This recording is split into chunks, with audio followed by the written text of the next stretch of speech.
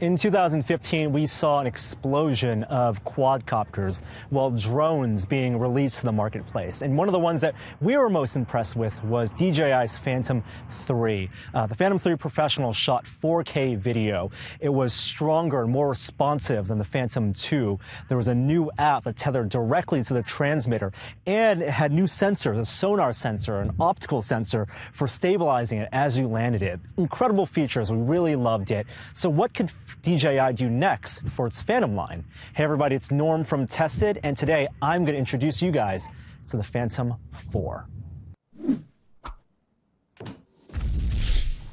The Phantom 4, well, there's only one model this time, has several improvements over the Phantom 3. These are the features I care about, though. First of all, the battery. Battery life, DJI now says, goes up to 28 minutes of flight time. That's almost half an hour. There's also a sport mode that allows Phantom 4 to fly at up to 45 miles per hour. And new optical sensors, new cameras on the front and bottom of the quadcopter allow it to use computer vision for automatic guidance and tracking. We're going to chat with DJI to learn how these features work and then test them out ourselves. Hey Adam, good to see you. Thanks, Norman. So this is Adam from DJI, and Adam, tell me about the Phantom 4. What's different and new? So, Norman, this is the safest, easiest to fly, and most fun drone that DJI has produced to date. It has a number of really interesting features that make that possible. The first of them is, of course, it's got 5 cameras on board. It's got a lot of imagery input, and for that we put a processor on board to handle all of that, and not just handle it, but make decisions. So we're in the world of machine learning now. It's computer vision. Absolutely, computer vision as a first step. What we're seeing here is it has forward-facing optical sensors, it has downward-facing optical sensors. In those directions, it's able to build an image, process an image. You say optical sensors, but we really mean camera. Like, I remember the Phantom 3 took some features from the Inspire 1, for example, the optical flow. There's one camera on the bottom, there's also sonar, that let it land by itself. Now you're putting 2 cameras on the bottom, 2 cameras in front, so you have stereo vision, and then a processor in here. What does the processor do with that information? The processor is very interesting. So the first thing that I need to tell you about is obstacle avoidance. This is a craft that even with full stick forward, if you're pointed at an obstacle in front of it, it's got 60-degree range, 30-degree range. If it sees the obstacle in front of it, full stick forward, it won't fly into it. It will just stop.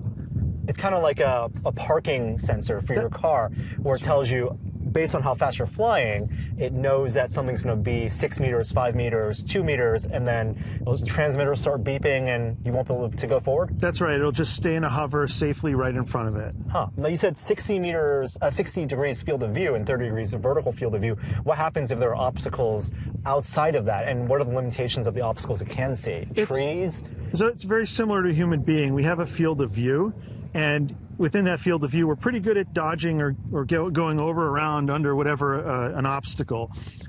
If this craft can see something in that field of view, it will make a smart decision about it most of the time. We don't have sensors and eyes on the top of our head, so we might bump our head into something, and that is a possibility. But generally speaking, if you're flying this craft straight forward, it will see what's in front of it and make a smart decision to avoid it. Human beings also don't run backward or do figure eights and elevate like quadcopters do. So that's maybe something for down the road. But right now, if you're flying forward, 60 degrees, 30 degrees, and it can, at full speed, it'll be able to stop? At full speed, it will slow and then come to a hover right in front of it. The distance is effective out to about 15 meters.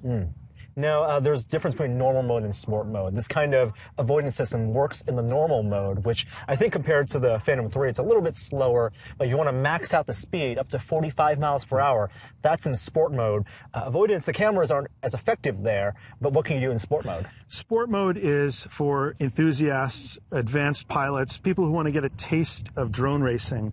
This is still a big drone for drone racing, but wow, when you see it go, it brings a smile to your face. If you really like to go fast, you're going to get that tilt 45-degree angle, and it just zooms and corners.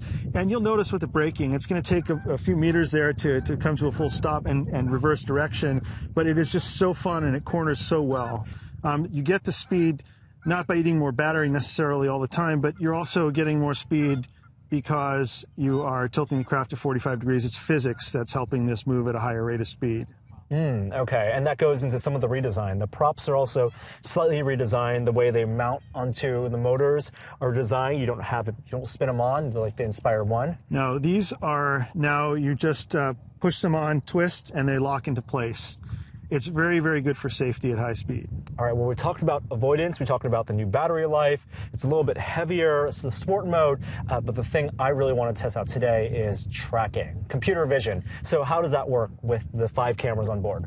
So what happens is, preferably, let's say you have a subject who is not moving or slow moving, and you tap on that subject. Or you can also draw around that subject. It recognizes a human form, and you tap it to start it.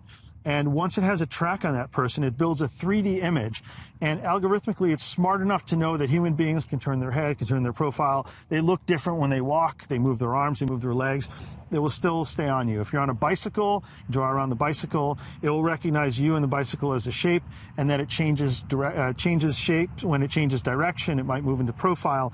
And essentially what it's doing is it's staying on you. There's no gimmick here. There's no bracelet or necklace needed. It's following you because it senses and sees you and builds an image of you. Now, how fast, what are the limitations of the subject being tracked? Like, where can that subject move relative to the quadcopter, and how fast can they move? So you're limited, again, by camera's field of view, but essentially, if you're walking at a slow or brisk pace, no problem. Running is fine. Jumping, it will stay on you as well. You can even make it with one stick move, orbit around you. This is a move that a really trained pilot would find hard to maintain, that perfect orbit around you. And this can do it. The Phantom 4 can do it every single time. If you hid behind a table or a fence, it would lose track on you because it just can't see you. And then after a few seconds, it would break off the track and it would just hover safely right where it is. Also, if I walk underneath the drone, the camera's going to go down as far as it can go, and then it loses you. But, you know, knowing that, generally, if you're in front of this drone, moving with the drone, it will follow you. The Phantom 4 is smart enough to know where you are. There's a lot of features on here that allow it to pilot itself automatically with your control, tapping the app, tap and fly. And that's why you're also changing the transmitter. Now there's going to be a dedicated button to stop it whenever you want.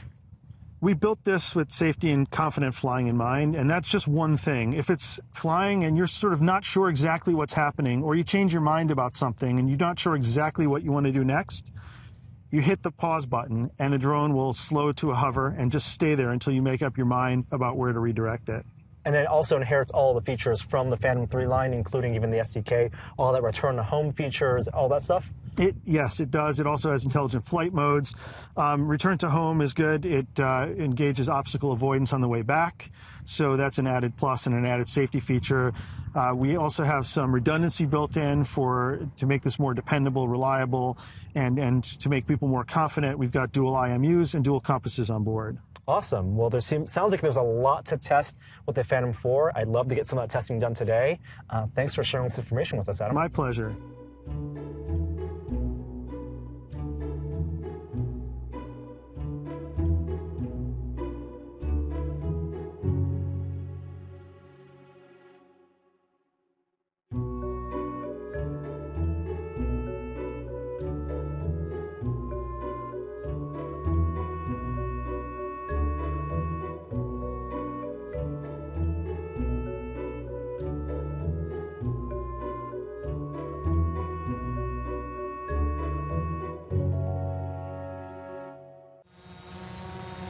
All right, so the Phantom 4 has me in its sights right now, and what we're going to do on the app is select me so it can track me.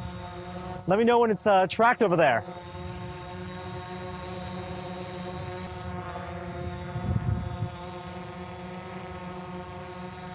All right, so the Phantom 4 is now tracked onto me with the app, and I'm going to start walking away from it at a very normal pace. Now I assume, yep, it's walking toward me. If I do a turn here, it's gonna turn. Oh, I think it's lost track of me. There it goes. So if it loses track, reselect me. I get highlighted. All right, let's see if this guy can really track me.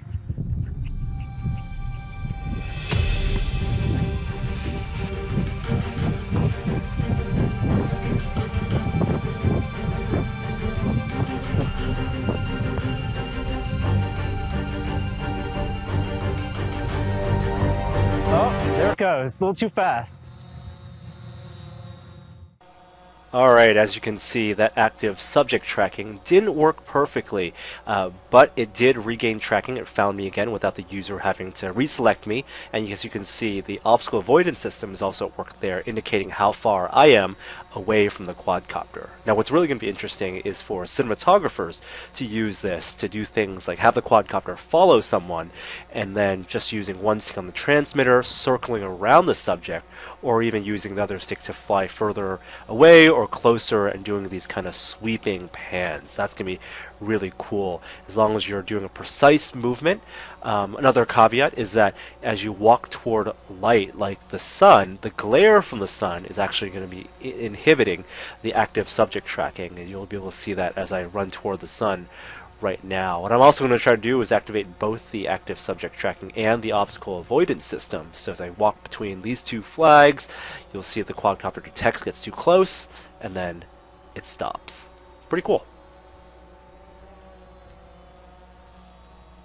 So there you have it, our quick hands-on time with DJI's new Phantom 4 quadcopter. A bunch of features in this year's model that differentiates it from last year's, but as you can see, there's still going to be a bunch of testing that we're going to need to do before we can determine whether it's worth the upgrade or even worth buying the quadcopter. The new vision systems, the active subject tracking and active obstacle avoidance systems didn't work perfectly in our quick tests, but I'm going to be really interested to see how cinematographers are going to use the subject tracking to film subjects in new and interesting ways, and also whether the obstacle avoidance system is going to be useful for new flyers as well as experienced flyers to fly and give them some more peace of mind, given that the obstacle tracking only works in front of the camera's field of view in that 60 degrees. Now, battery life, that's a big deal. 30 minutes potentially of battery life, or 28 as DJI says it. I'm going to be testing that heavily because I think that's a big benchmark for quadcopters of this class and size. And of course, the new sport mode, that increased speed up to 45 miles per hour. That's just a toggle on the transmitter now between that and the normal flight mode. But here's a caveat. The normal flight mode is actually slower than it was in the Phantom 3. And I think they had to do that so that the new vision systems could actually work at that frame rate and at that pace, but they compensated, of course, by giving you the sport mode and giving it more maneuverability to give you that simulated FPV flight. Now, speaking of FPV, the transmitter itself doesn't have built-in HDMI out, so you're going to need to buy an accessory, I think, in the future if you want to attach it to a headset, a HMD. And the transmitter itself is slightly different from the Phantom 3 model. It has that toggle for sport mode, and also as a button so you can pause the quadcopter in flight at any time. If it flies off into the distance autonomously, you can just press the button, it will stop, and then you can bring it back home. A couple other features we didn't talk about with the camera's actual vision system. I think it's using the same 4K sensor as the Phantom 3, but what's changed this time is the optics. So the lens itself, which while it has a 94-degree field of view for capturing video, it actually is supposed to be better about distortion and chromatic aberration around the edge of the frame, so you're going to get a cleaner picture. And based on that sample footage that we got back on the Phantom 4, that seems to be the case. The camera can now also shoot at 120 FPS at 1080p, so that technically counts as high-speed video at 120 frames per second. The big question now for existing owners of Phantom 3 is whether to upgrade. It is a $1,400 quadcopter, and also for new buyers, whether they want to buy a new quadcopter on the high end with this Phantom 4 or get something from last year that's discounted, like a Phantom 3 Advanced or Professional. The Phantom 4 is going to require a lot more testing. We'll be doing that on the site, but it is available for pre-order now and will come out on March 15th, both on DJI's flagship stores as well as Apple stores as well. Well, that's it for this video. We'll have plenty of more gear, more testing, more previews on the site. Like our video, subscribe to our YouTube channel. Hope you enjoyed this one. I'm Norm, and we'll see you next time. Bye.